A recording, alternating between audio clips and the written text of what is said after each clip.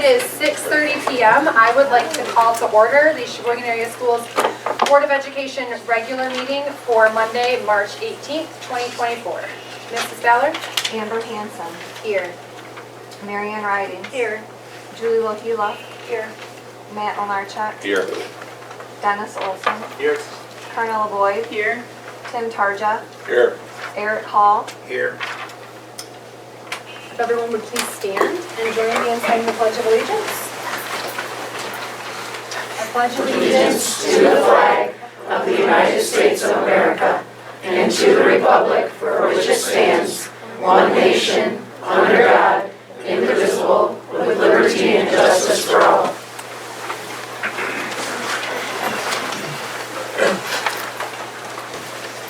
Before we get started, I do need a motion to amend the board agenda to remove item 5E.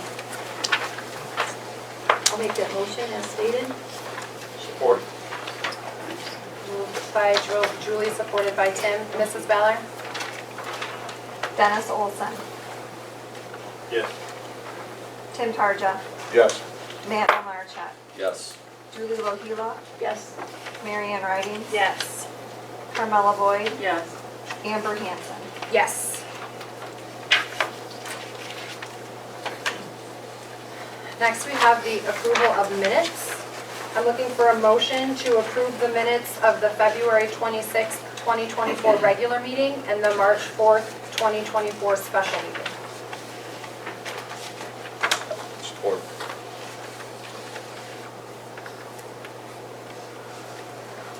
That's Tim motion. Yeah, Tim would motion. Yeah, I'll and support. Marianne will support. Yes. Any questions or discussion? Mrs. Ballard? Carmella Boyd. Yes. Matt Lenarchuk. Yes. Tim Tarja. Yes. Julie Lohila. Yes. Dennis Olson. Yes. Marianne Riding. Yes. Amber Hanson. Yes. So then we have the February Students of the Month. Could be anybody. Okay. Somebody different every month now, does it? Good evening.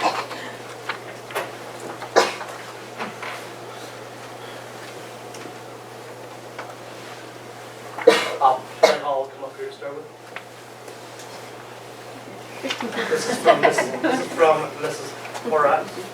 She says, to whom it may concern, as a math teacher at the school, I have had the privilege of witnessing Ben's outstanding academic performance, leadership qualities, and dedication to his studies.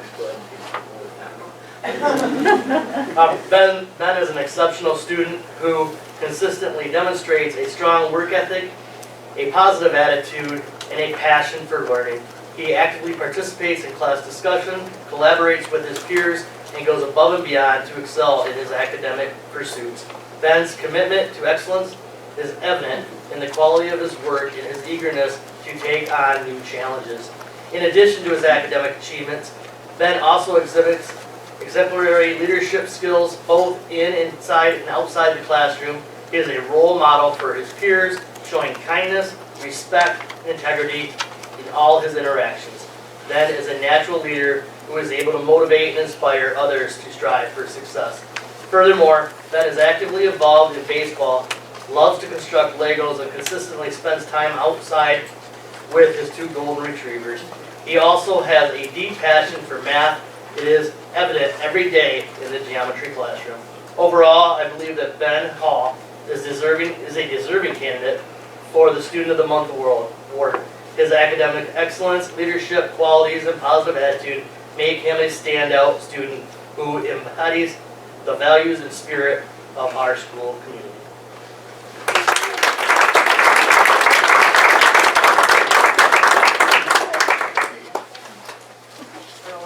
Joshua Clark, step forward. And I'm going to start reading before Josh gets here.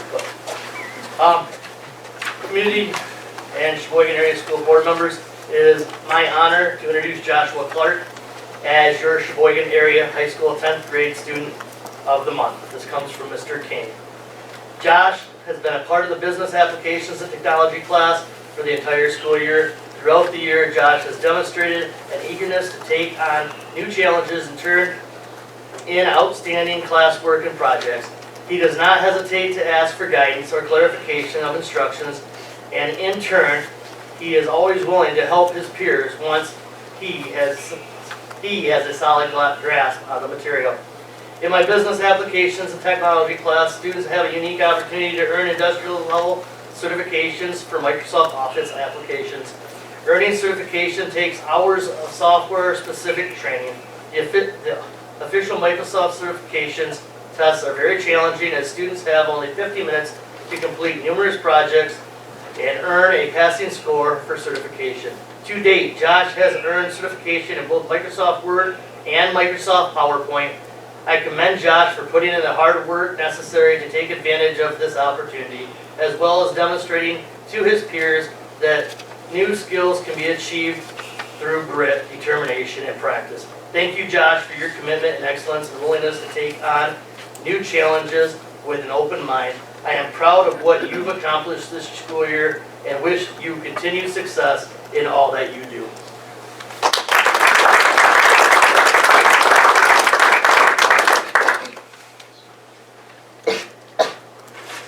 If Evan Blaskowski could stand up. You have to forgive me.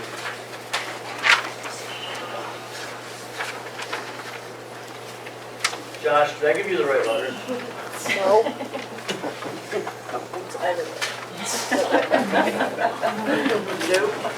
Sorry, they were big. My apologies, Josh. Here's your letter from Mr. King. Thank you. From Ms. Dolly. Evan Blaskowski was nominated. I nominated Evan for Student of the Month because he has shown himself to be a hardworking student and consistently produces quality work. He actively engages in lessons, regularly asking insightful questions that further enrich classroom learning for all. His positive attitude also contributes to a welcoming learning environment. I appreciate that he is helpful to other students and is willing to do the small extras that better the class for everyone. I encourage him to continue speaking up and asking questions to keep expanding his understanding of the topics he is learning. It is a skill that will take him far in many areas of his life. Good luck, Evan, and I hope to see you again in class next year, Mrs. Dolly.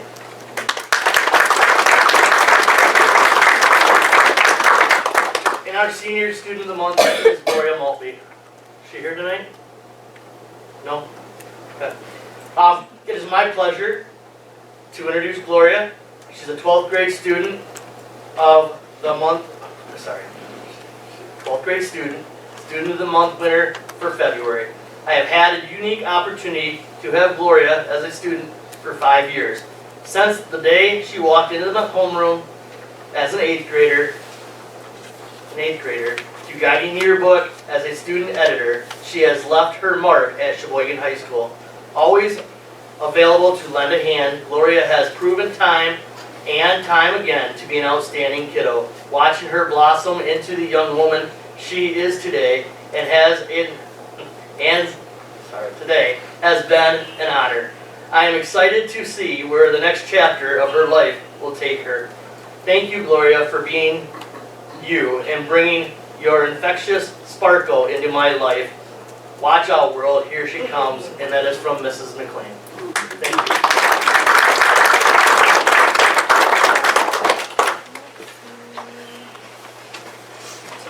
So next we have the Inverness Academy Student Spotlight. Oh, see, it's always Ms. Morris isn't here because she's had her leave. I don't see Xavier around. Nope. Xavier came to Inverness as a shy sophomore a few years ago. He originally enrolled as a virtual student, but found that it's a world that's not easy. And he was a little nervous about being academically eligible for football, which he loves. So we convinced him that it would be better to attend Inverness face-to-face for in-person learning. Being a very shy and withdrawn type of person in class, he was very reluctant to do so.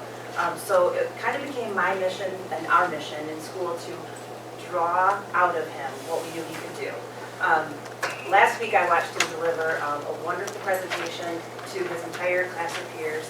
albeit he stood backwards. But he did it, so that was a great compliment. He is a wonderful role model for younger students. He stands up for others, he respects staff and students, he shows it all the time. He truly cares about school being a safe environment for all, and he's not shy to let people know that there's wrongdoings going on in school, so we appreciate that about him.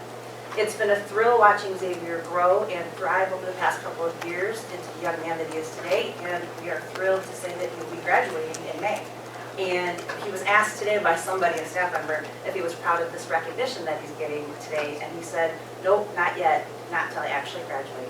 So he's a man with goals. So congratulations, Xavier.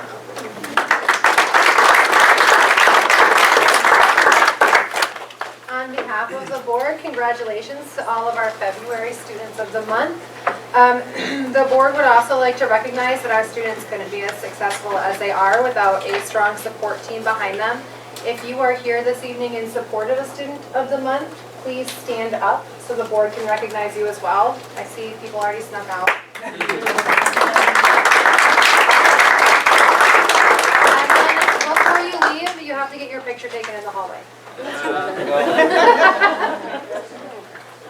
Okay, that went quickly.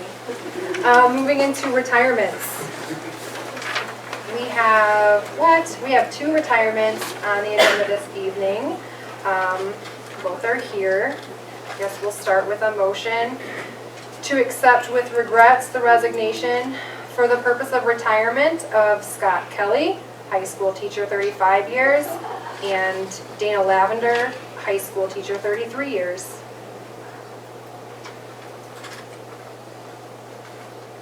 No one wants to make I this can't make a motion. motion for myself. And I can let you go.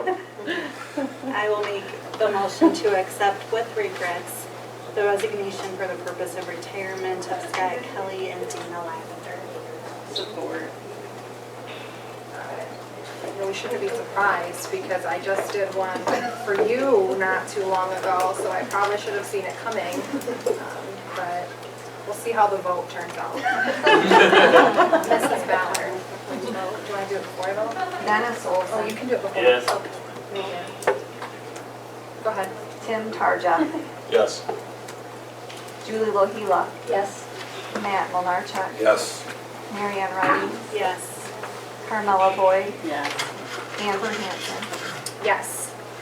I have been very disappointed with the recent retirements because, there's too much information, but the recent retirements are all of my teachers that I had. So that's, now I'm not going to know any of the teachers in the school, so that's very difficult for me. But congratulations to both of you. Thank you for all that you've done for the district. I know that our students athletically and academically are going to be very sorry to see Mr. Kelly leave. I think that I had you for geometry is what it was. So I also am disappointed that my children aren't going to have either of you as teachers. Mary Ann wants to speak. She already asked. No, Dana, my children have had you. Your thoroughness in the classroom has been greatly appreciated, and you teaching them and instructing them and them enjoying you as a teacher. Scott, I had a little bit of opportunity at a basketball game to express any feelings to you, and that was prior to me knowing you were going to submit your retirement. But as an instructor, my children have loved you. As a football coach, you've just been the epitome of building relationships and the culture that a sports team needs, and I sorely will miss you both in your respective areas. My son brought home a girl a couple of days ago, and she started talking, and it was about the school, and she just shared, and Mrs. Kelly, I know you've been retired, you're the veteran at the retirees here tonight, but she started talking about some of her favorite teachers and mentioned that, and she's going into education. I just wanted to share that your legacy lives on with the students for generations to come, and that will be, it can't be replaced. Like someone else will come along with their own touches, but you all are greatly appreciated. Yes, thank you for your faithfulness to the school, to the kids, to the community.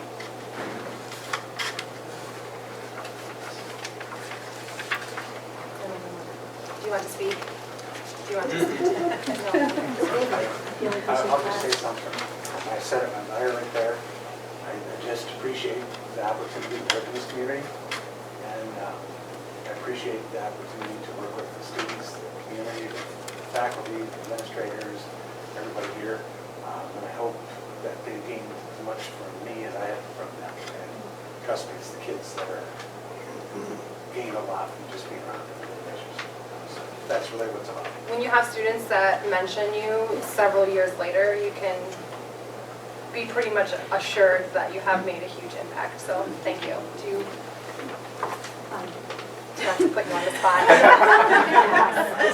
Just like I stated in my letter too, I appreciate the opportunity to be what I had stated, a part of the heart of this community, and I truly believe that, which is the education of our youth. You know, wouldn't change it for anything, and I know there've been a lot of tears, happy and sad, but everyone has grown, myself included. So thank you for the opportunity. Well, congratulations to the both of you. Enjoy your next chapter. Following retirements, we always have new hires. So we do have a new hire to approve this evening. I'm going to do my best, but I'm looking for a motion to approve hiring Carolyn Sidlauskas as a kindergarten teacher at East. Is that correct? Did I do that correct? Okay.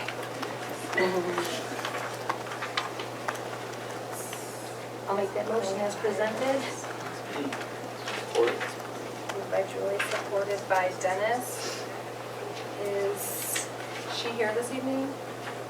Her husband. She's not. Her husband She's is here. teaching downstate. He probably doesn't want to talk. This is my She's fulfilling her obligations as a teacher. That's wonderful. We look forward to meeting her and welcoming her to the district in person. But welcome to Sheboygan. Thank you. Mrs. Ballard. Mary Ann Redding. Yes. Dennis Olson. Yes. Matt Malarchuk. Yes. Carmella Boyd. Yeah. Julie Lohila. Yes. Tim Tarja. Yes. Amber Hansen. Yes. Moving into the stable finances portion of the evening, we have a finance, building, and grounds committee update. Mary Ann, since you were present for the full meeting, right? Yes.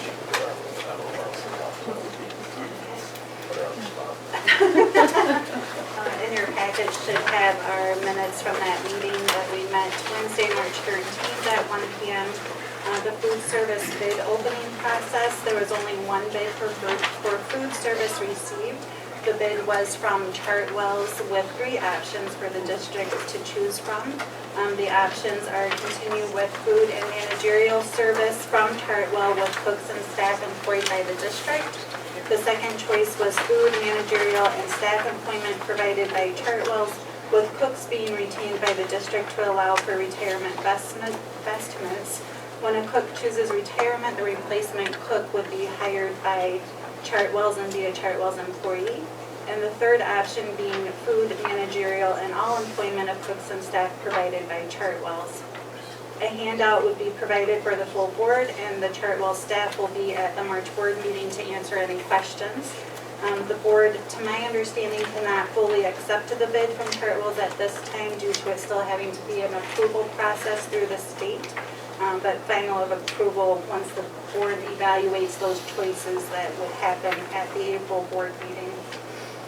Dean Transportation, President Patrick Dean zoomed in for informational purposes. They had come back in November with a 5-year proposal. That proposal still stands, with the only exception being the school year 2024-2025 would be their first year of service in that 5-year proposal. There were different questions that were asked, highlights of those being only having 2 permanent substitutes when we have several evening bus routes. And Dean responded that they would have additional on-call drivers or trip drivers for those circumstances. Driver recruitment, Dean confirmed that they also have struggles with hiring, but had had a successful fall hiring season. The timeline for transition, they will need 6 weeks to hire, plus an additional 6 to 8 weeks of training. The district would need to decide in May if it would like to privatize with Dean in order for a 2024-2025 school year transition to take place. And then also a concern that drivers now, if they chose retirement, would fall underneath the is it a law where they have to wait 6 months to come back even if they were to be hired by a privatized employer? That would potentially create a driver's shortage for the district. We then had a Zoom meeting with the realtor Audrey Martincheck, where she reviewed the properties on both Loomis and Spooner. Those offers by the district have been accepted by the sellers with any adjustments taken out of the realtor's commission. Preliminary title work has been completed on both parcels. Audrey's been working with the city manager. He's agreed to assist the district as necessary with rezoning. He suggested that district come up with multiple potential land uses in the future for these parcels and to submit to him for analysis. Questions presented if there was a need for contaminant evaluations. Mrs. Martincheck responded that it is possible for a phase 1 environmental analysis to be completed. As far as she knows, however, the properties have been vacant land. A phase 1 approximately cost $2,500, and a further look at title work may also alleviate any concerns. The need for a survey was a question. She said she had been requested to not quote potential surveying prices as it varies so much, but the district would need to discuss it, would like a survey completed and reach out for any quotes on their own. A site logic discussion was then held with both Pete Bush and Brad Jacobs from Site Logic present. A new scope list and wish list was presented. Only new in the fact that due to financial constraints, Steve had worked with Chris from Site Logic to narrow down and prioritize the board's approved scope list. Anything that was not making the cut was then placed on a wish list. The list was also broken down into a recommended bond series timeline and was also broken down into district managed projects versus Site Logic managed projects. Payment of bills was reviewed. There were no questions. The investment of funds were reviewed. Questions raised were where investment dollars are reflected in the budget. Laura was going to get back with us on that as far as the particular line item.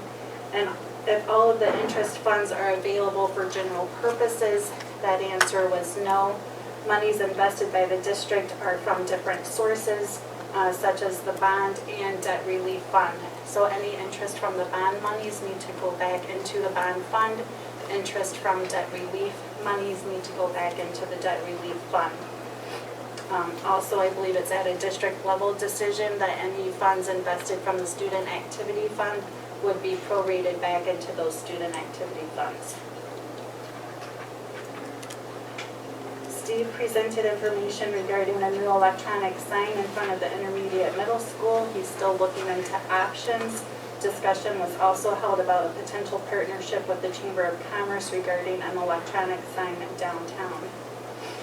Steve gave a facility update. The district health department number 4 had conducted a sanitary survey of the water system. There were 3 corrective actions were noted at the time of this meeting. 2 of the 3 had already been completed, with the 3rd waiting on parts to come in. The high school science lab project went to bid. There were 10 walkthroughs but no bids. Larger contractors were not interested in bidding due to the small nature of the project. Smaller contractors were not able to bid because they had not received quotes from cabinetry companies. This project will most likely need to be combined with another project to motivate bidders. Cornerstone Architect is preparing the drawings for the locker room / training room project at the high school. And the board previously approved a bid to purchase a new truck from Wheeler Motors. The manufacturer has not been able to provide Wheelers with an estimated time of arrival for that truck. An extra month has already been given to Wheelers and the manufacturer for that. And the board may have to look at other options if they're not able to resolve that situation. There was no roundtable items for discussion, and there was also no public comment. Hopefully I got it all. Sounds very good. We had like 200 pages, I think, in our finance packet.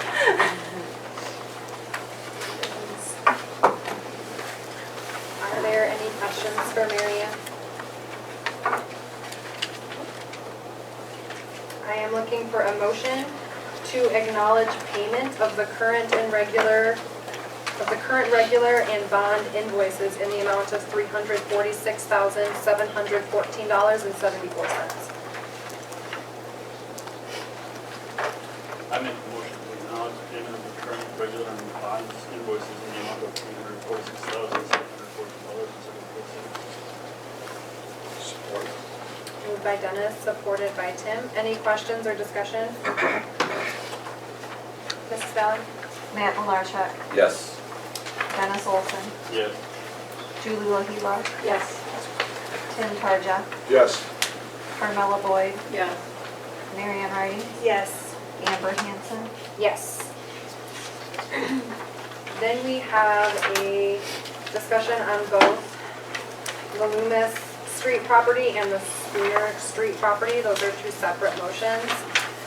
There was paperwork on both included in the packet. What questions do we have before I ask for a motion regarding each property?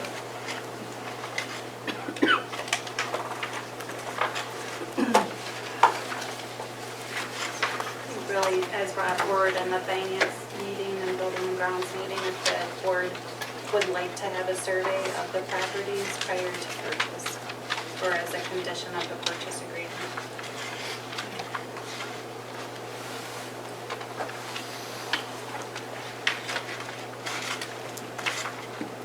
As of right now, that is not in the purchase agreement though, correct? I did not see the survey in there, just that we needed a bid and we did have one bid in here. You actually have a 60-day due diligence period in there. And during that due diligence, you can do any type of testing. It's actually on the addendum on both properties. Okay. Yeah, so you can do survey, you could do environmental, you could do any type of testing that you wanted to.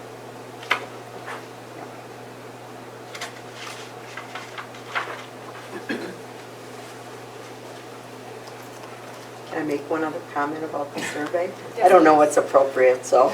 Well, Audrey, I'll talk real quick. Audrey is a realtor, if you haven't figured it out yet. And the board directed me, I think it was a while ago, over a month ago, to work on negotiating a price for the land, which we've done. We've agreed to, and Audrey's done a lot of work representing us, but we made an offer. They've accepted our offer. It's less than the list price. I believe one property is 75, one property is 70. I think the total acres is 30. Loomis is, with the two parcels, is 8.843, and the other is 12.35 with its two parcels. Okay, so 20 acres? Mhm. Okay. So the 20 acres would come in, we talked about in several different committees that the acres would be very handy in regards to expansion if we ever went to one campus, but also for a third outlet if we ever went to one campus. These two properties combined would get us out there close to Bishop Farragut. Let's get that wrong. Their outlet, which I know there's been conversations in the past about possibly joining that. So for a total of, what is it, 145? So we have an agreed upon amount from our end and also on the seller's end. And now we just need to discuss whether we'd like to proceed from here, if it's a survey, and get that information back for the next board meeting. I actually have that, and I Okay. included it in the drawing packet. I called Granger to get you that info. Yeah. I did notice that he put 3 parcels. Technically, there is a little additional parcel off the Loomis that's included in this sale. So he's got a base of 1650 to 1950. And I asked for a drawing because if you're going to do development in the future, it's always nice to see how the property really lays out. I mean, you can kind of see it from the BSA forms, but it's really nice to know exactly how the lines, the four corners lay. So the bid states on here 3 parcels. I tried to get a hold of him driving from downstate, but he was out on task, and so to see if he would adjust that. So it's going to be somewhere, I would say, between $1,650 and probably $2,200, but again, he doesn't like me to quote his costs. It doesn't ever hurt to have a survey done. And he can do it fairly quickly. If somebody's built onto it, or, you know, it doesn't look like on the pictures like they have, but sometimes they, you know, somebody, a neighbor could have built something on the property that, you know, it's easier to address prior to owning it than after you own it. But Well, the option for the next step would be to get a survey done and report back at the finance committee meeting. Well, I can ask for a motion to approve the purchase pending a survey, so that it wouldn't need to come back to the board. It would just be approved once the survey is done, too. That would be another option. Do you want to do that? do you want to put in also the environmental study as well with it? Environmental analysis. Is that going to take something, is that going to take too long to do to mess it up or not? It's not going to take too long to do. It'll run you about $2,500 per parcel at 4 parcels, and since it was pretty much farmland, I don't know. I don't know if you want to investigate the title work and confirm. I did confirm on the Loomis parcel as the church, as far as they understand. It's always been a vacant parcel. I think at one point that actually was some farmland. And the Stemke's owned the other parcel, and I think it was like pasture or something. So nothing's ever been built to what the information I've been told on either parcel.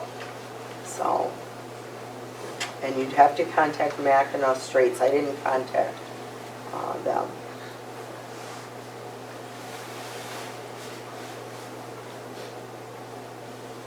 Nothing's ever been there, you probably don't really need one, but I haven't lived here long enough to know that that's always been, you know, nobody's ever gone there and dumped oil out on the land or chemicals out or something on it either. I mean, it's not, terribly overpriced to do something like that. I don't know, what is this side of the table here? Probably better to be sure that it is in good shape and then be surprised.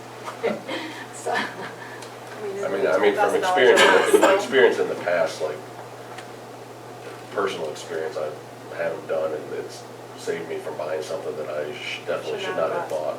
Okay. And yeah, it kind of stinks having to pay it up front, but if there is happens to be some sort of contaminated land there, you're probably better off knowing that ahead of time. I think too, like when I agree, since we're going to try to build on it. when stuff gets identified too before you buy it, and she might correct me if I'm wrong, but then you can also like not be held liable too. You can set a baseline Yeah.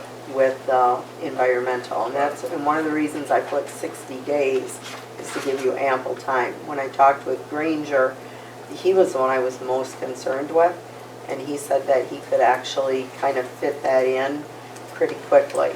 So I can provide, Spencer, I can get you the name and number from Mackinac Environmental. That's who most of the commercial people utilize. And they're up in Mackinac City. And the phase 1, just to tell you guys what a phase 1 is a phase 1 is only the historical data of the history of the title. So they wouldn't even recommend doing borings, to be perfectly honest with you, unless the history in a phase one showed that there was a laundromat on it, showed that there was a gas station that had been there previously, anything that could have contaminated. It might be interesting to talk to them and ask them what their thoughts are on you spending $10,000 to do it, and see what they say, but I allowed enough time if you want to do that.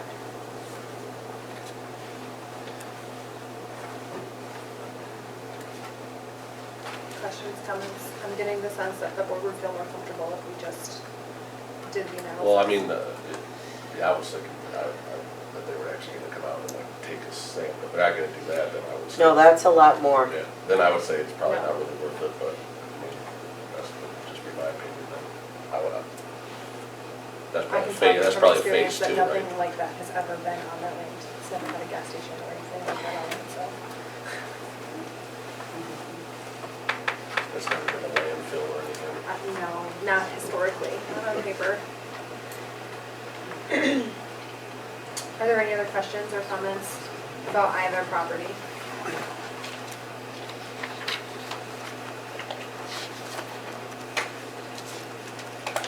Then I'm going to look for a motion to approve the purchase agreement for the property located at 1127 Loomis Street, Sheboygan, Michigan, in the amount of $75,000 pending a survey, as recommended by the Finance Committee. I'll make that motion. Support. Moved by Matt, supported by Dennis. Any questions or discussion? Mrs. Ballard? Carmella Boyd, Yes. Dennis Olson, Yes. Tim Tarja, Yes. Julie LaHila, Yes. Matt Malarchuk, Yes. Marian Riding, Yes. Amber Hanson, Yes. And then also a motion to approve the, to approve the purchase agreement for the property located at 750 Spooner Street, Sheboygan, Michigan, in the amount of $65,000 pending a survey, as recommended by the Finance Committee. It's $65,000, and in the addendum, you're also paying $5,000 of the seller's closing costs, so that's actually $70,000. So there's on the addendum, $70,000 on that property.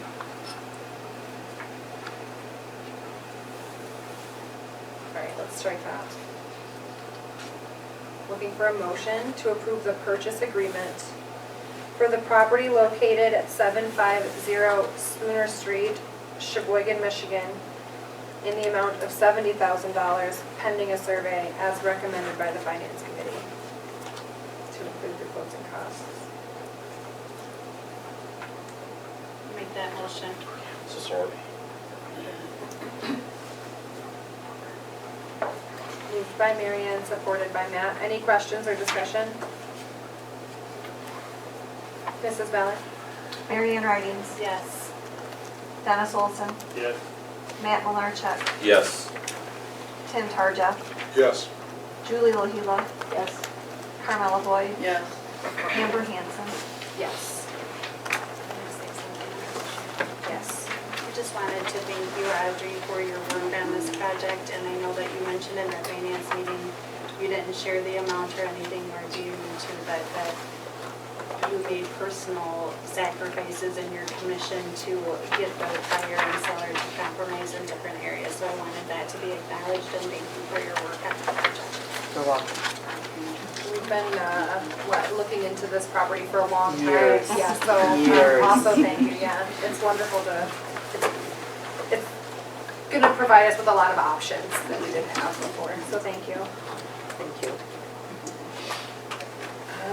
We are going to move into the site logic portion of the evening. You should have a new or finalized PSA in your packets, along with the new PQ scope or list that was modified. What questions do we have regarding the PQ scope? That's an easier. Are there any questions, or does that look good to everybody, the scope.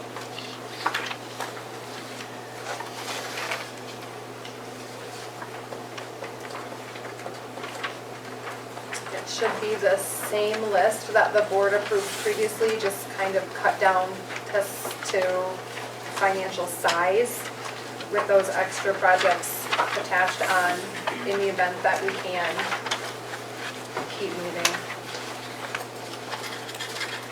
When you say extra, you mean the wish list stuff? The wish list stuff, which were also things that were on our PQ scope that we originally voted for mostly, but we knew we put more things on there than we could afford to do. Yeah. Right, which is good in case we save money on something, or, you know, like with the COVID funds that we received, or if some weird thing like that were to happen, where you have extra money, some of the other monies took care of some of these, then probably good to have some extra stuff on there.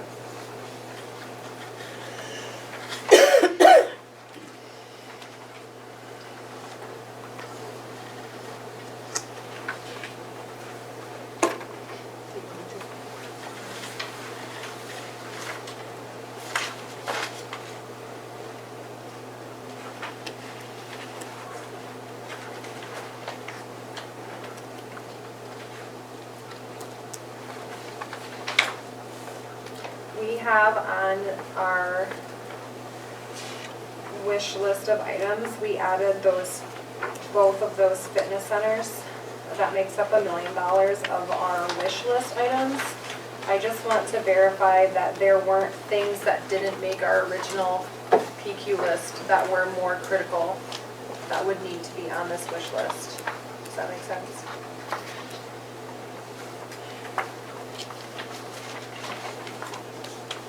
Anybody else has anything they want to add? I mean, I just know that we cut some projects at, East and things like that, that all of our critical needs are on this list.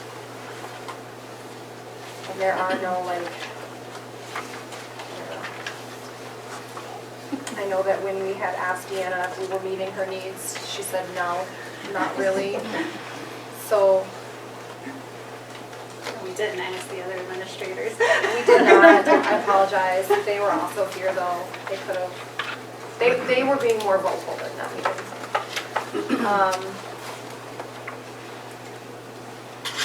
If we do have an anomaly like COVID happen again and we end up having,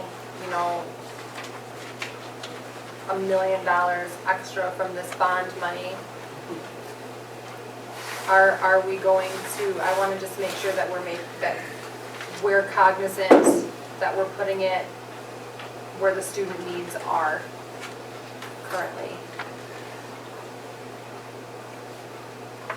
A lot of these things, when we narrowed this down, or Steve spent a lot of time with Chris from Site Logic prior to our finance meeting to meet the financial constraints of the bond, and that's why items were moved over to the wish list.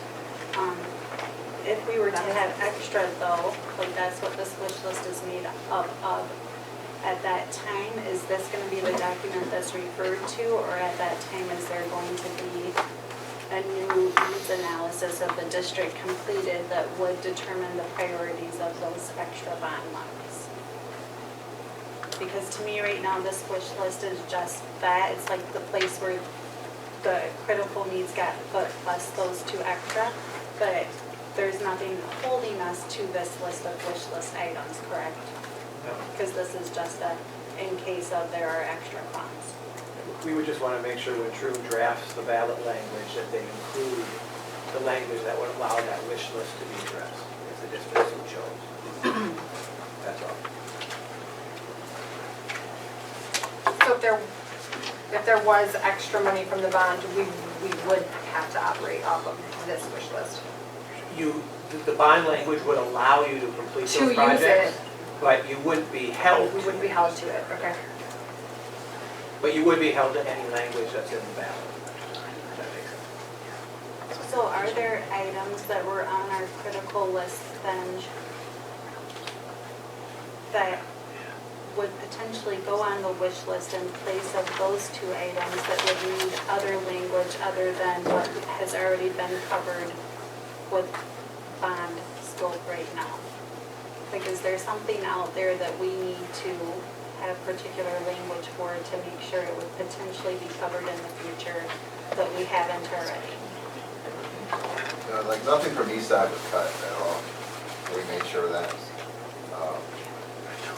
But the wish list is kind of when we're having that workshop and when people start throwing things out there. Yes. That's the items that, because when we added them up, they didn't meet the criteria of the funding.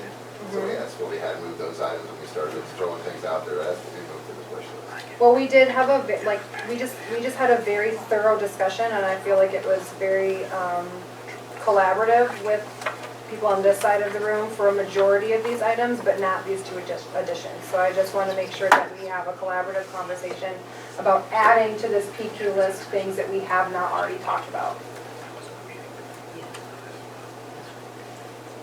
I don't mind them being on the wish list and language being included in our bond that would potentially allow it in the future, as long as there is language in the bond that covers any other potential critical need that would be more important than these items.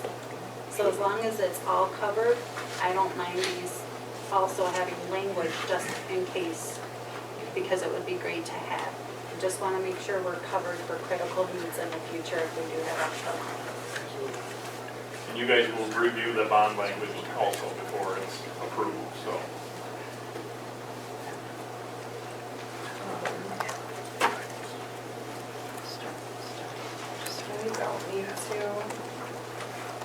We don't need to reapprove this PQ list, so I was just looking maybe for an informal agreement from the board on the additions to it. I agree with it. I think that a lot of work has gone in to get to this, and yeah, there's a lot of things we would like to do. We just can't do them because we don't have that much money. So but I know a lot of work went into getting it to that list, and the most critical things that were covered, and that's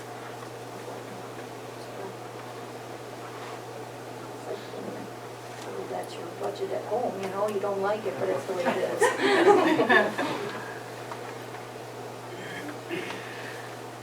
Everybody's good? We're good? Yeah, I mean, you have to consider too that when you go out for this bond, that we could get more money, we could get less money than what they quoted us based on what the interest rates are at that time. So every little bit that those go up and down, you know, it's several $100,000 better or worse for us. So that's, having extra stuff on there, I think is a good idea. Good. Okay, so then are there questions, or what questions are there, I should word that, about the PSA that's in your packet? Everybody had a chance to read it?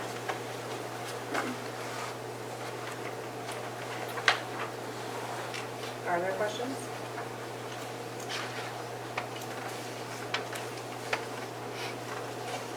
No questions?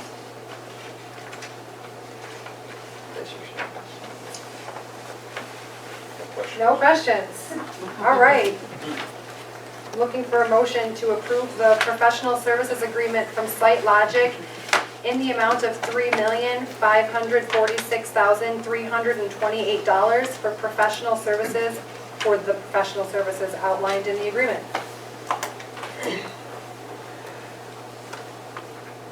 I'll move to support the motion as stated. Support. Moved by Tim and supported by Dennis. Any questions or discussion? Mrs. Ballard? Dennis Olson. Tim Tarja. Yes. Carmela Boyd. Yes. Julie Lohila. Yes. Mary Ann Ridings. Yes.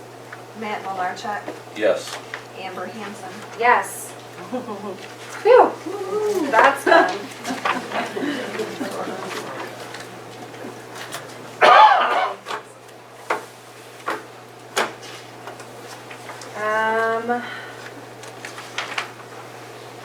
Next is the food service contracts. So there are those, what? Christine Hi, so we have the three options. We have, there's Christie. Yep, Christie Kidder. Is here to answer questions, if we have questions about those three options.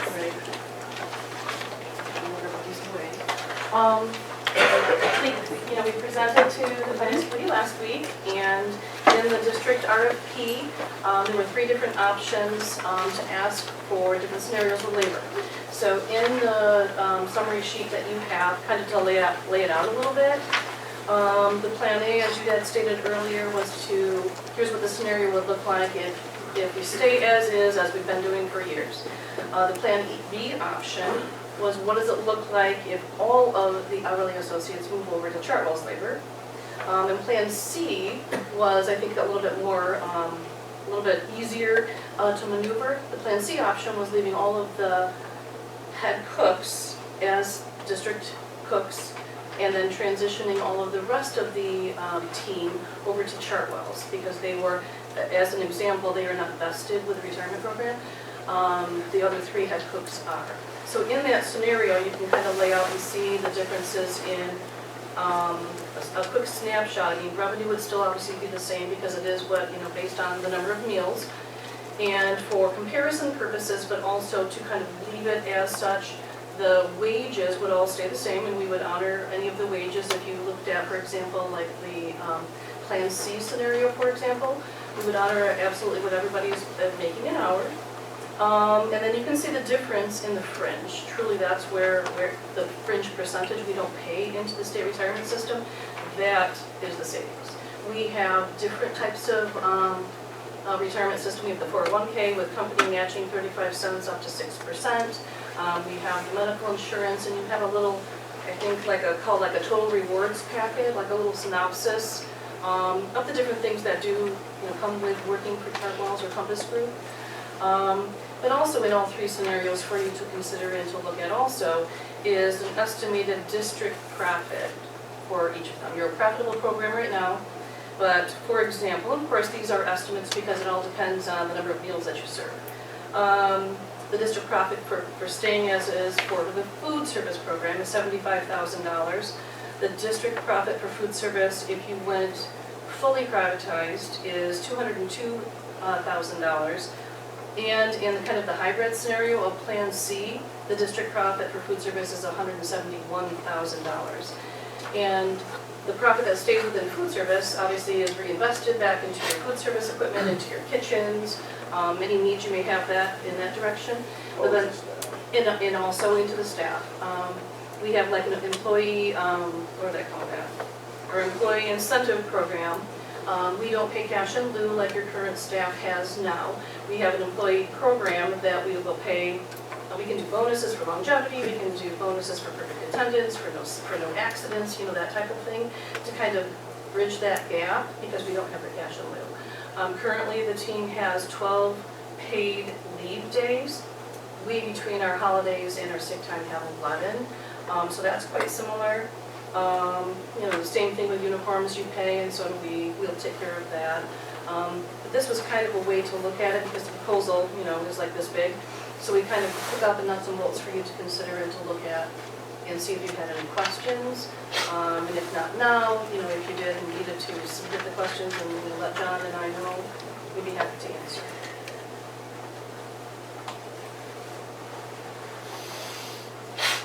Other questions for Kristen?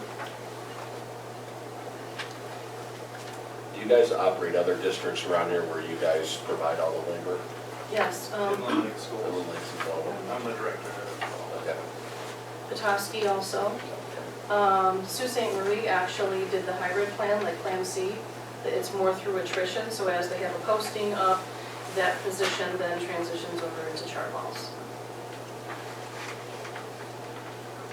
We have Roscommon that has fully privatized at some point, but in my team of 22 districts that I oversee, I have 2 districts that do the hybrid right now, Sault Ste. Marie and Meridian, and just 2 districts that are fully district staff, and it's Sheboygan and Farwell. All the rest, at some point, have transitioned over for lots and lots of different reasons. But again, this money's yours. The profit that you make in your program is all yours. It's where you can make that beautiful, nice new high school serving line that you've got, you reinvest it back into that, and then there's talk, once you get all of that done, then that's when you can work with the finance committee or with the district and the business office and say, where can you tap into that food service? Because the food service fund, is separate from your general fund.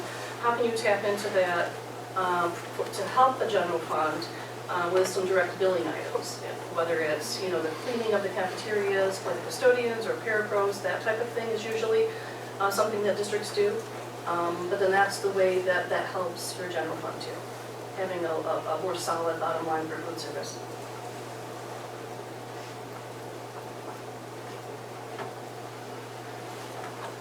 Are there any questions or discussion? I do. John, how many years have you been in this capacity as the director of food service? In this district, I'm pushing 11. 11 years. I've seen a lot of transition over those years. Yeah. Absolutely. So and again, just not plugging one or another, but any, like we had stated, any of these available funds that can be generated, for a program, we just get to keep reinvesting, keep building our programs and doing more and more for the kids. So people. No, it also pulls a lot of weight off the district too. If you're looking at a couple of the other options instead of the first, removes a lot of the HR piece because I'll take that on.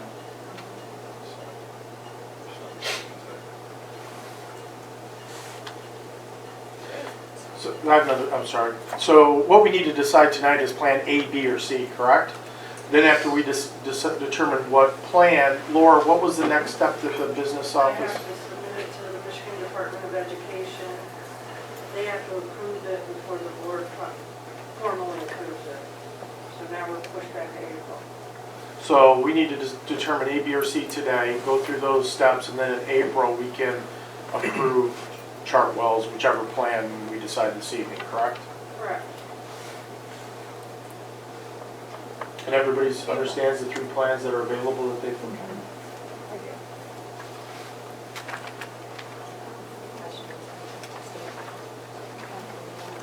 Not right now. She's like, I don't have questions, she has statements. When you want them, now's the time.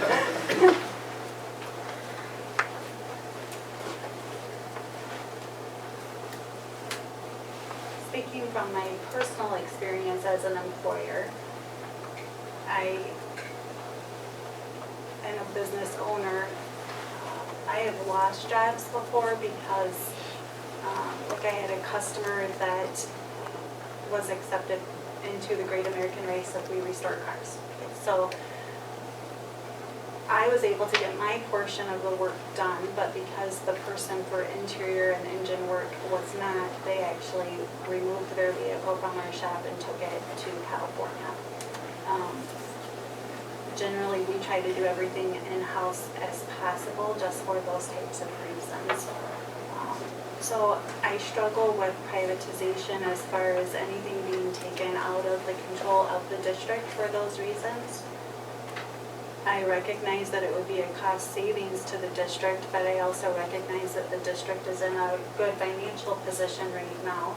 So we're not necessarily looking at cutting costs for a reason. So it would be, we'd be receiving extra monies that would be putting back into it. So I think you just have to weigh the pros and cons of the money that you're going to be, it's already a for-profit program right now. You'd be more of a for-profit program that would need to go right back into the food service department. It is helpful in human resources department, but then it is something that is out of our control and out of our hands then. But also I think that whether it's with food service or with transportation, that we're going to the community for a bond here soon, and how are they going to react to us privatizing different departments? Like just in general, communities do not receive privatizing very well. And I don't know that it's an appropriate time, especially with the bond, to consider it. Those are my in general comments about it. I do have one comment on that. So absolutely understand what you're saying about the feeling of the control piece. They're still your employees, even though we manage them. So while we pay, like we pay John, we pay like in Inland Lakes, we pay the hourly associates. Remember, we also do the one invoice payment back to the district. You're still paying for that. And, you know, we kind of talk within Chartwell's a management company. John reports to me, but he also reports to Spencer, he's, you know, and you. You are, all of us hopefully just have the same views all aligned. If you had a concern or needed something within food service, by all means, that's what we do. And with your team now, I think we talked with the 11 employees that, for example, you have 3 head cooks and then 11 other employees. John has hired all of them within the last couple of years. So there's no, we are not wanting them to leave either. And you know, privatization really does have that connotation of where are they coming from, they're not local people, and that's absolutely the furthest thing from the truth. We need them to be local people because they're the ones that are invested in the schools and want to be here. I would hope that all of them that would transition over. There's no more having to pay into the retirement system that they're not going to be able to pull back out of. But because they were going to still honor the rates of pay that they have and that type of thing. So that should all be there for them. But the control piece, I do want you to understand that. By all means, if there was anything that was going on, I don't even know if I can come up with an example, but if there was ever a call, Spencer to John, hey, this is what's happening, this is what I need to do, that's what we do. In my world, you're the boss, you're the boss. So that piece, I would like you to just to know that we would take care of that for you. I wouldn't want you to feel that you didn't have that control because that's your food service program. And that helps. Is there any chance that someone would lose their job if we did this? Choose Plan C? Only if they didn't. Right, there's not going to be Unless they any left. reduction in force because of Plan C. No. What about a reduction in wages? Would there be a possibility of that? No, there's actually a possibility of increasing because we wouldn't have to follow a specific, you have to stay at this rate of pay. We do have the annual merit increases based on performance, but we also have the ability, if somebody's just doing amazing things, we can just, if the budget allows, just increase. It would never go, it would not go below. It could more than likely go above.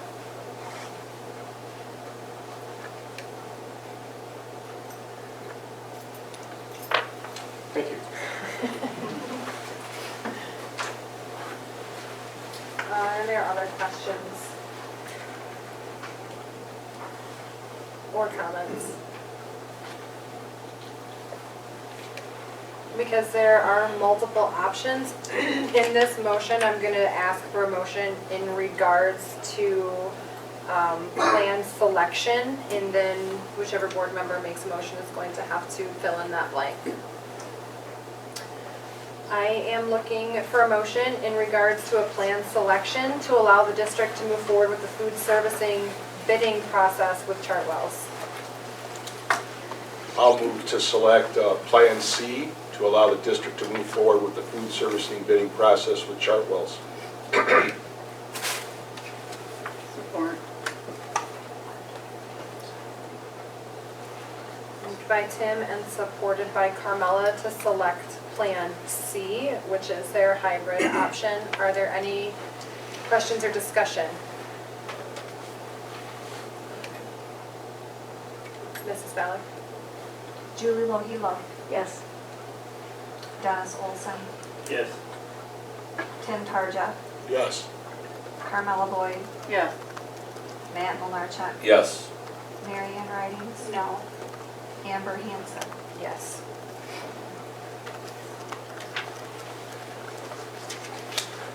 Thank you. And then next is Dean Transportation. That is just, there's a motion this evening. It's just a talking or a discussion point on the agenda. I think, Spencer, the timeline was May for having Yeah. to make a decision? Yep. Okay, so then I don't know if it'll be on the April agenda or not, but to get questions and stuff answered today. Yeah, we had, at our, was it the finance meeting, we had chime in?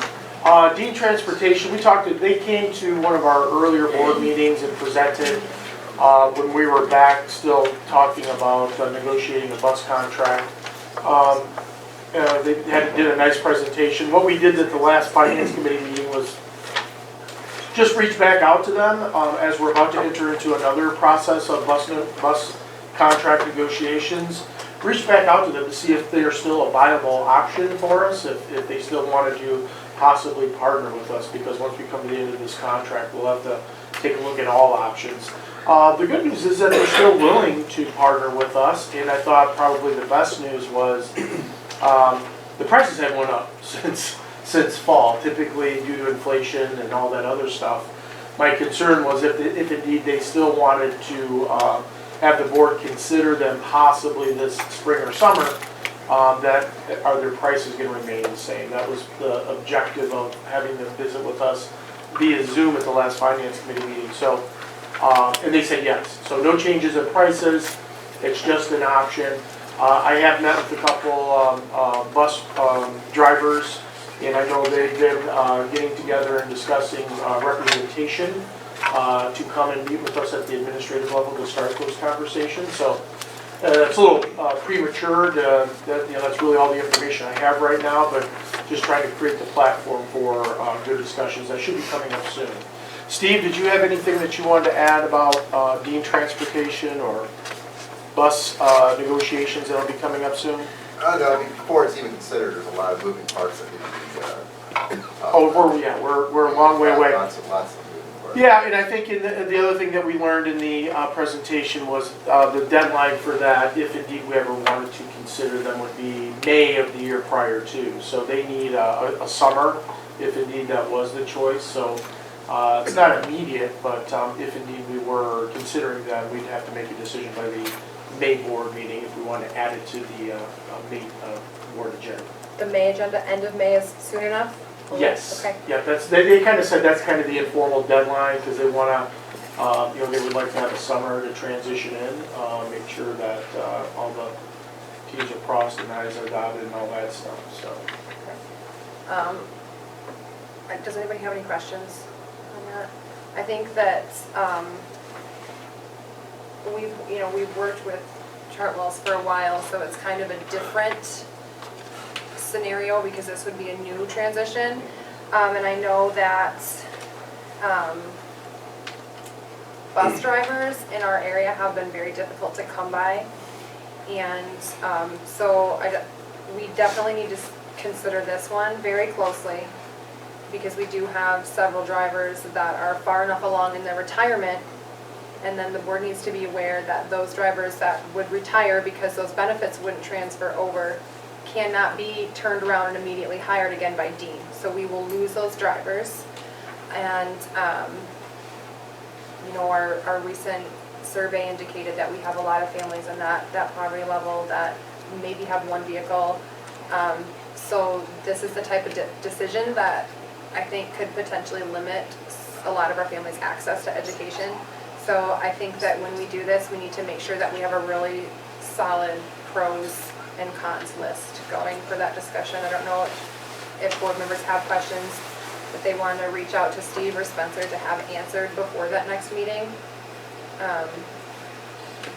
to take a really close look at this one. Are there any comments or discussions for that? I continue to investigate it more before we can even make any kind of decision or even any thoughts either way. We need to have more information. It's nice that Chartwells has the hybrid program to where those that are vested in retirement can stay that way. Dean at this point has not presented a hybrid version.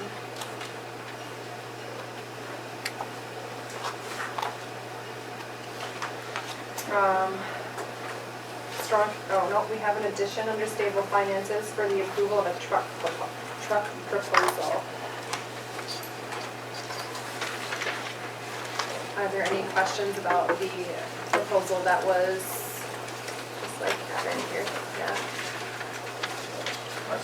Got it? Is there any reason why we haven't asked somebody to maybe look at a new used one, I should say, maybe model 1 or 2 years old, because the used vehicle market is falling daily. Yeah, I was looking around the local. But I mean, contacted one of the dealers here, and they can go on auctions and get them from anywhere. like they're falling daily, used car prices.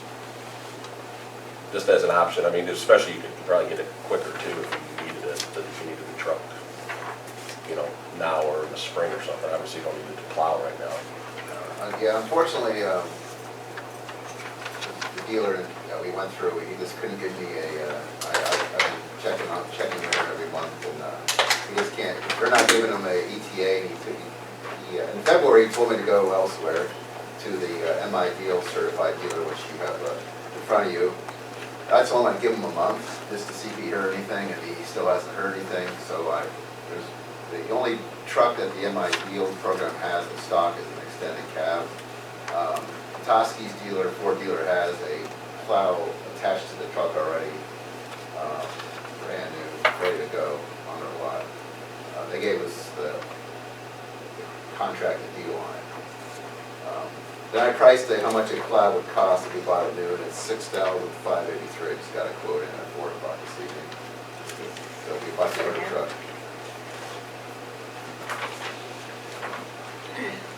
And that's if you bought a new plow, but this price on the, already includes the. Yeah, it includes the plow already attached. Plow already attached. My question would just be about the vehicle 1 or 2 years old. The thing's gonna get beat the hell out of anything when you plow and use it for work. It's not like it's a new truck that you might drive around. And I can tell you that they're noticeably cheaper than the used car market was very high, and it's like, I mean, it's like coming down weekly now. It's somebody who's out doing that stuff that I was telling them their floor's like dropping out on it. That's why I'm never hearing what them out working because of it. But that's what you want to do. This quote includes the plow. Yes. Can you read those numbers to me? Because I can't read them, and it's not, I just can't read them.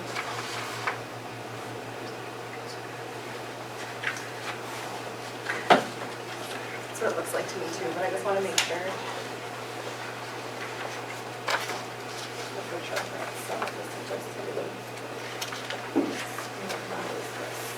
The math doesn't add up. Balance to This is with the deal. Yes. Does that sound right? Yes. 56937?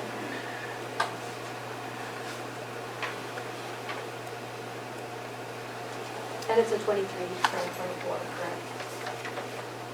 Yes, the MSRP was $59,227, and with the school discount about $1,056. But it's a 2023 or a 2024? So 2023 still left over from the previous year. Steve, I think what's causing confusion is that this is for the 2023 is a Ford Super Duty, but others are looking at the 2024 Silverado. Okay, so the Silverado, so we originally were going with a Silverado from Wheelers. We ordered it this summer. You just can't get it in. So he referred me to the dealer that has a MI deal contract with the state, and they have 2 of those 20. So I was just kind of comparing the costs.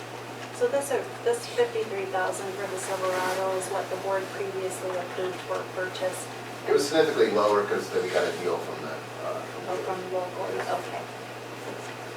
And Wheelers cannot get us anything? No, he actually told me to go elsewhere, but I told him I'd give him more time. Because I would, he like want to support local companies like that, but he still can't give me an ETA, and Chevy's not giving him an ETA, unfortunately, so. Steve, I got 2 questions for you. What was the choice on a straight plow versus a V-plow? We want a straight plow, so we're going to trade that D-plow since it's brand new for a straight plow. Because the D-plows for residential purposes, they're actually more money, but the straight plow works for what we use it for. Okay. And we have one D-plow, and it's not efficient. Have you talked to them about putting that sacrificial bar underneath the edge of the plow for running on the pavement? No, I have not. Okay, there's a piece of pipe that you can mount to it that can be removed, and when you're running it on pavement, it wears it down. Instead of wearing down the plow, it wears down that bar. I can't believe it would be that expensive. It'd be a good idea to look into having that added to it. Absolutely.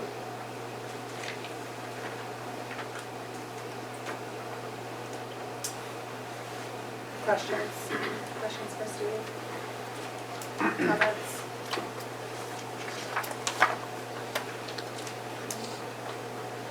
I'm looking for a motion to approve the proposal from Brown Motors in the amount of $56,937 for the purchase of a 2023 Ford Super Duty F-250 and Western plow.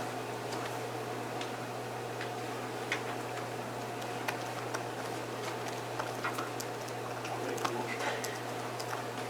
Support. Moved by Dennis, supported by Mary Ann. Any questions or discussion? Mrs. Bella? Carmel Lloyd, Yes. Mary Ann Riding, Yes.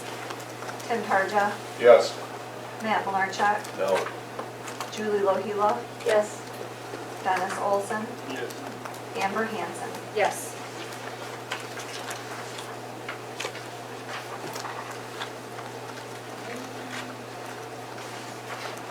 And then strong communications, we have an athletic committee update. Let's see, we just talked about, it had already been approved to add assistant coaches for the varsity baseball and softball. Then we talked with Scott, who was at the meeting, and I think everybody agreed upon that was also important to have for the junior varsity teams as well. It wasn't really registering the first time that they played the opposite, so if one's home, the other's away, but varsity and JV. So I was kind of thinking more that the JV coach would be there too as well, but so I think that was kind of agreed upon by everybody. Also having for the JV baseball and softball teams for supervisory purposes of the kids in the dugouts when the head coaches are out on the third baseline. We just had the presentation on the outdoor fitness facility. I know obviously we just talked about some of it on the bond proposal. There may be some other opportunities too to look for some other grants possibly to help fund something like that as well. I think, and then also we'd have to, if we were to ever do something like that, we also talked about finding the proper spot for it as to not interfere with any potential future expansion. To kind of put it in a spot where we know we probably never build a school building or any other type of building as well.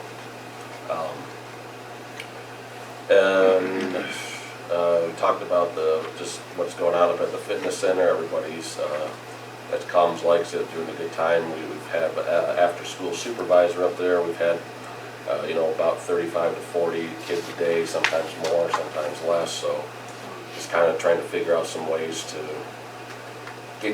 get as many kids as we can up there, but also not overcrowded at the same time as well. So I think several people are working on some ideas for that. Spencer's there at 6 a.m. if anybody wants to alleviate after school and show up with him in early in the morning. I think there's some room with him at 6 a.m. And then we have the 0 hour folks in there, and then I think the goal of a lot of people is to try to get some sections involved in the high school next year for some weightlifting and conditioning classes for 9th and 10th grade. Then 11th and 12th, and then a girls only section as well, if that's feasible to do. We talked just about how the wrestling and cheerleading programs were adopted. It was brought up about bowling and hockey, and we just said that that's something that those programs are interested in, and they kind of need to come and present their case, because we don't really know a lot about what their current expenses and things like that are that they're covering at the moment. And then Jason and Spencer are going to form a small committee this summer to create a new athletic code of conduct that hopefully can be approved by the time of the fall sports seasons. That we just talked a little bit about the indoor practice facility that we just talked about at the for the site logic thing as well. So I don't think we had anything else that I can think of significant that was talked about. That's it, unless I missed something. I think so. Sounds good to me. Further questions for Matt about athletics? No questions? We have a lot of spring volunteer coaches to be recognized this evening. We have Adam Blaskowski for baseball, Jeff Ecker for track, Michael Sidlauskas for track, Mike Van Fleet for softball, Ron White for softball, Avery Nawasan for softball, Frank Zarowski for softball, George Wheelock for softball, and Matt Skira for softball. Ed Kasanke for boys golf, Samantha Burns for middle school track, Kim Coleman for middle school track, Jacob Stemke for baseball, Brady Hiller for baseball, and Mark Schley for baseball. Are many of those individuals here tonight? I see you're, yeah. The husband is here. The husband is here. Now you're coaching track too. I think that's great. Thank you to all of our spring volunteer coaches. A majority of our athletic programs are run by volunteers. It's a lot of work, it's a lot of fun, but volunteers are far and few. They're hard to come by, especially high quality ones. So thank you to everybody that continues to be invested in our youth and volunteers their time for some of these extra things. I know the board appreciates it and the district appreciates it, so thank you. We have an intermediate school spotlight this evening. Are you going to use the board? Of course I am. You're going to have to scoop some of these tables. We boxed you in down there. Okay.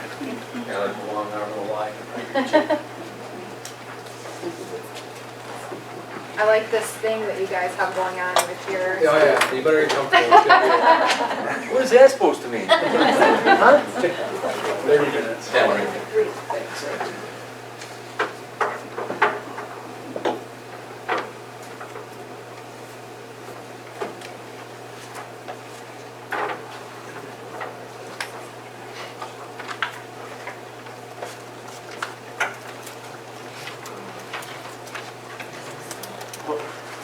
Plug it in, Jim, and it should. Will it? Yeah, it should. It'll speed it up? Yep. All right.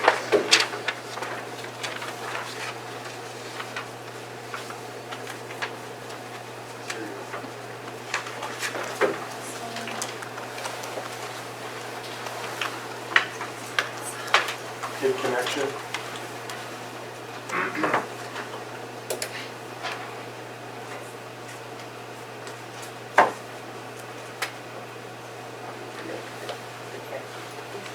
Okay, so, seems like it's been a while since I was here last, so I'll move right along. So, going back to, I believe I was here in November, and so we had a Christmas DJ dance party. Patty Spriggs, one of our 4th grade teachers, and I'll move out of the way here. Her husband is a DJ, so he was able to bring that stuff in on the Friday before Christmas, and our kids had a pretty good time with that. Our 3rd graders had the opportunity to get with this Nordics Rock program, which is a cross-country ski program. They work with, I believe it was 139 schools around Michigan and the Midwest. I think they've touched over 16,000 kids. But basically anyone that is 6 years and up, even including adults, has the opportunity to learn how to cross-country ski. So they actually do some instruction in our cafeteria, and then they take them outside. And so our 3rd grade, our 5 3rd grade sections had a pretty good time with that.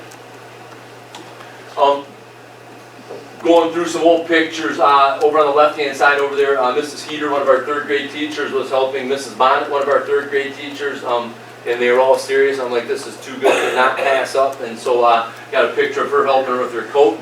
This is Mr. Schley and myself playing around with snowshoes on one of our snow days back in, I think it was mid-January.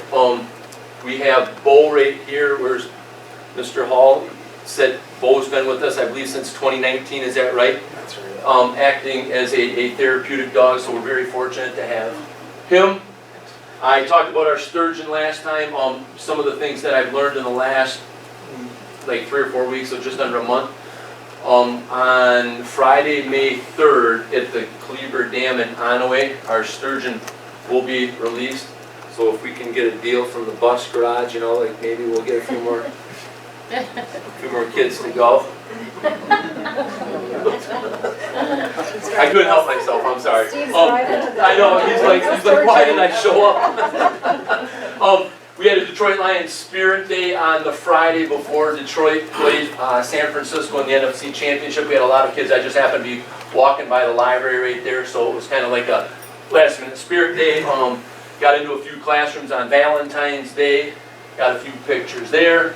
Our PBIS initiative right here, like I talked about in November, we hadn't had one in approximately 5 years. Teachers look at the data, the behavioral data, and then they plan accordingly and collaboratively.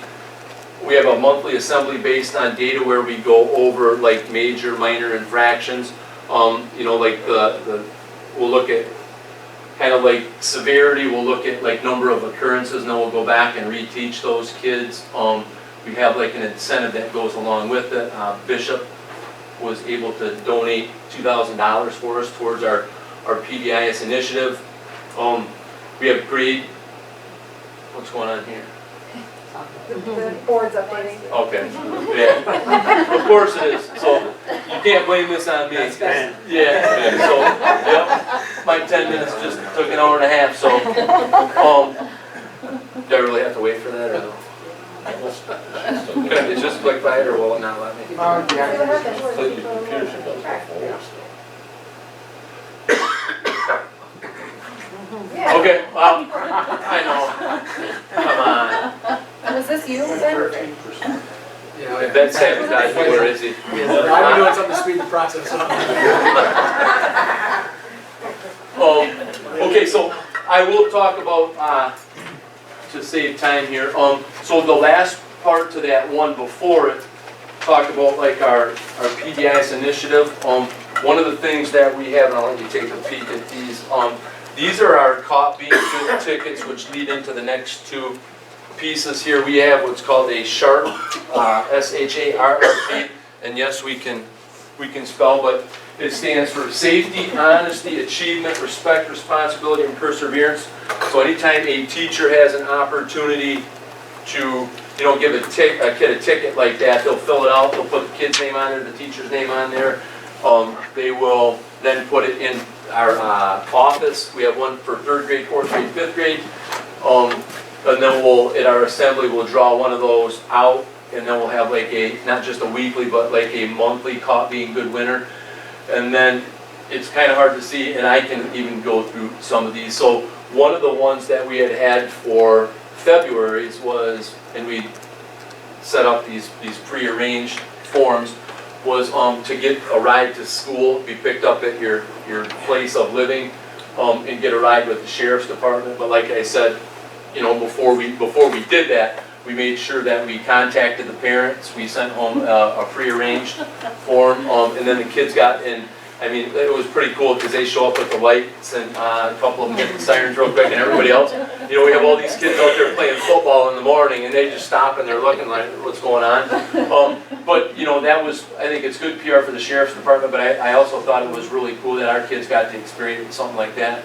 And I'll just click here. The one behind this one was another Caught Being Good initiative that we did recently. Mr. McClintock was so generous to allow us to come over, and our kids went through like some of the CTE programs. There's Mr. McClintock with a robot right there.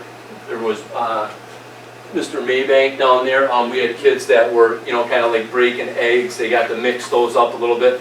They walked through the wood shop. They walked through the auto shop. They got to sit in some old car, and I mean, like, they were still raving about that on Monday. He put together like a small package, like with pencils and a few other things, and so, thank you for that. Our kids really appreciated that. Like I said, they came back at like 235, 240, just glowing, so that was pretty cool. We had an assembly 2 weeks ago for March's National Reading Month, and so what we did was we tagged that as kind of like March Madness. What's going on here now? Is it really? It's gonna restart when it's done, so you gotta finish before it's done. Okay, so anyways, I won't let that slow me down. But anyways, off to the left-hand side, kids filled into the gym 2 weeks ago.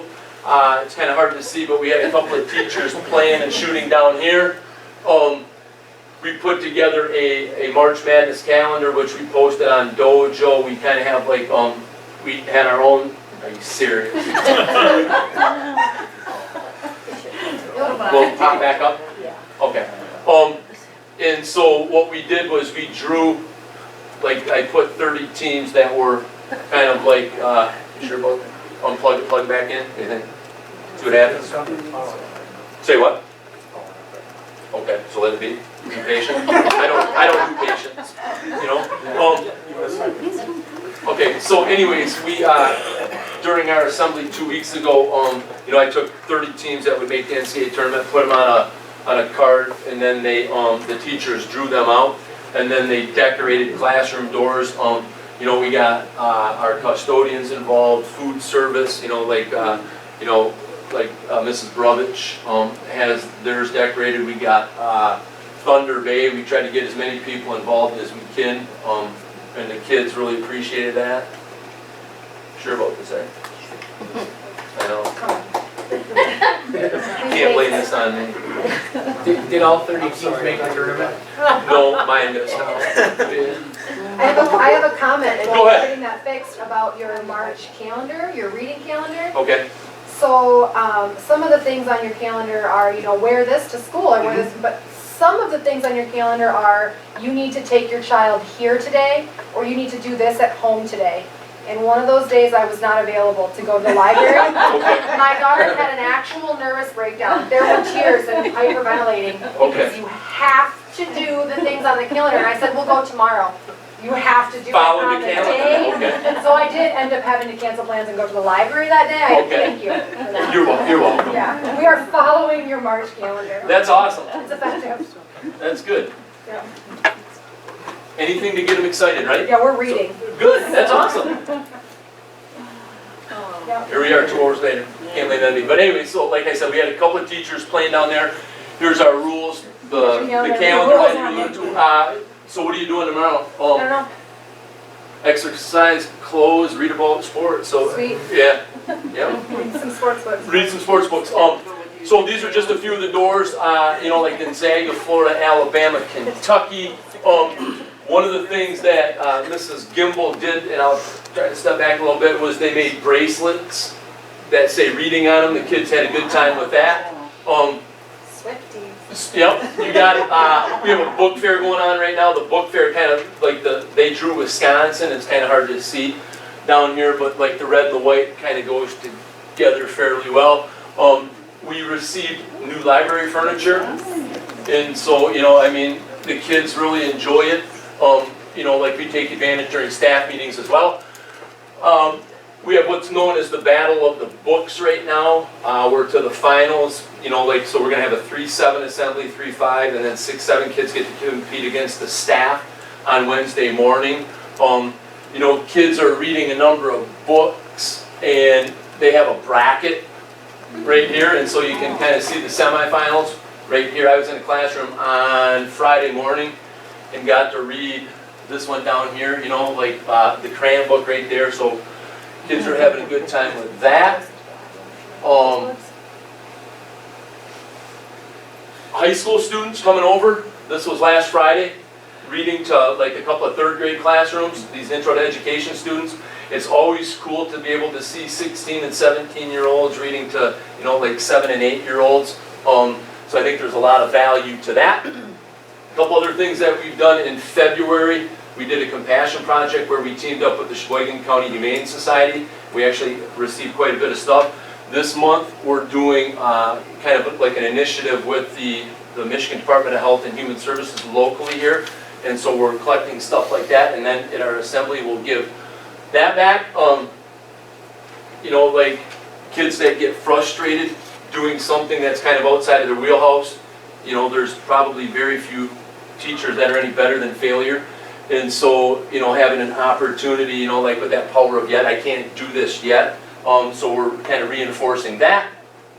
If you know anything about Donors Choose, Stephanie Preston, I believe, has won 3 of these Donor Choose grants, for lack of a better word, this year. So hats off to her. People from Thunder Bay do an awful lot with us, whether it's a Taste It Tuesday, You know, like pulling kids in small groups, individual groups.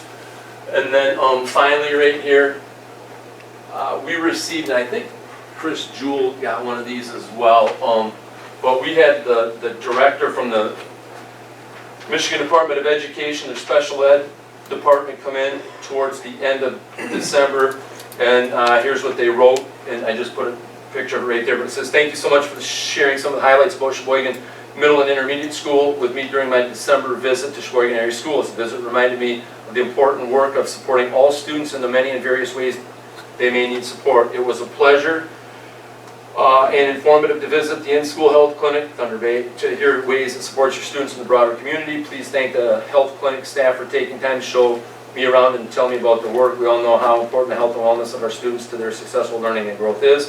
Please keep up the good work, important work. Let me know if I can answer any of your questions on Dr. Harmala." So, you know, we had a Spirit Week where students dressed as teachers, teachers dressed as kids. So anytime I had a chance to throw on like a long sleeve t-shirt and sweats, I was going to be all about it. And Mrs. Coleman told me that this little guy, when he came in, he's like, "I'm Mr. Tamlin." I'm like, "Well, he's got a little bit more hair than I do, right?" But our special ed teachers from Halloween are up in the top left, along with some of their aides, which kind of fed into this piece right here. We had an individual, his last name is spelled K-N-E-C-H-T. I don't know if it's pronounced Connect. Okay, and so he came in and talked about Native American culture, and so that was really important for those kids, and then just reading in classrooms. So, all right, I probably exceeded my 5 minutes. Any questions, anything? Yes, what's that? What are you wearing up in that picture for St. Patrick's Day? Like St. Patrick's Day. Thanks for noticing. So thank you. Thanks, sir. Thank you. Yeah, absolutely. For coming in and Thank you. presenting all the awesome things that are happening at school. We call him the Get Her Done guy. Okay. Spencer also has a letter to present, don't you? It's in your packet. If you, it's Dr. Harmala. Yeah. Yep. She recognized several the middle school, the intermediate school. I believe she talked a little bit about Jean McClintock, but it was very nice of her to come and visit us. It was about a month ago, I think, maybe a little bit longer, but when was her visit? It was late December. No, that's right. So we were really happy to show her everything that we're doing here. It's not very often you get executives from the Michigan Department of Education from Lansing to drive up here to take a look at small schools in northern Michigan, so we were very delighted that she chose us to investigate. And what's even better was that she sent, I know she sent Jim, as he just read, a letter, and me, and recognized several of the people that she talked with, and it was just encouraging to get positive feedback from the state. There are a couple of like very specific mentions in this letter. Jamie McClintock is one of them. Very exciting to hear, you know, have a director of instructional support, Jamie McClintock, supporting the important and necessary work. Was clear from our conversation that she is excited to help Sheboygan area schools implement instructional programs and services that will enhance learning outcomes for your students. She's not here, is she? No, she had class tonight or something. We are also very excited about all of the, he is here, but he's in this letter too. So, separate shout out. So we're also very excited about all of the amazing things that Jamie's been doing. Yes. And then there was a shout out for the Health Center and the CTE programs. So the importance of student health and wellness and their access and opportunity to engage in CTE programs is important to their current and long-term health and success. The culinary arts programs, Cafe Drift-In, looked and smelled wonderful. Too bad I didn't have time for lunch. Sounds like they had delicious cookies though. So our CTE programs always shine, and they always represent the district. So you guys are doing a wonderful job there too. We got lots of letters this year. We have, we're almost there. We have just a new hire varsity assistant track coach to recognize. Larry McKay, is he here this evening? No.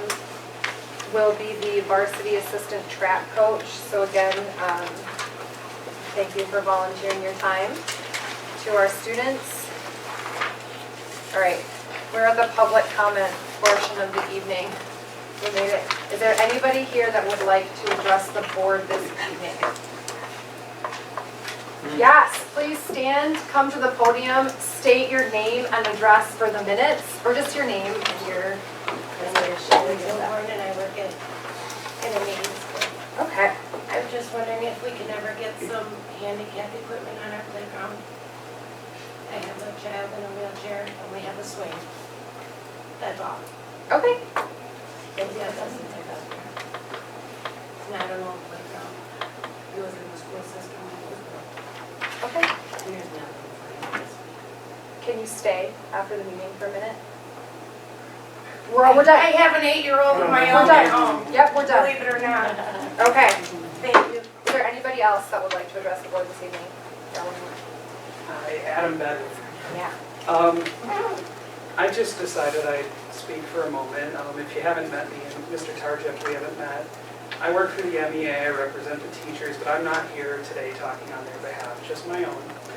I've been getting questions from members and community members alike about what's going on with the bond, and I've been having a hard time explaining it because I don't think it's been published on the website yet, and I'm glad to see the papers here, some info should get out.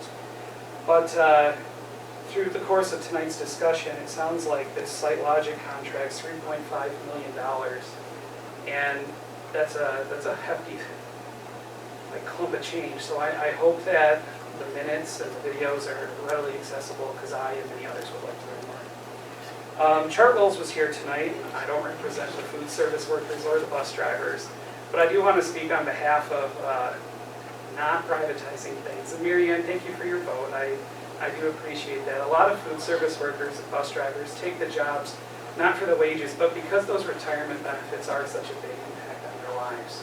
They work, they stay in the schools, our kids know them all by name, and then they retire at the end of their careers and they're able to collect that pension. So prior to the meeting where you would formalize whether or not privatizing these services, I politely request that perhaps you'll allow public comment at the beginning of the meeting in case any of those folks would like to share their viewpoints. Thank you. Thank you.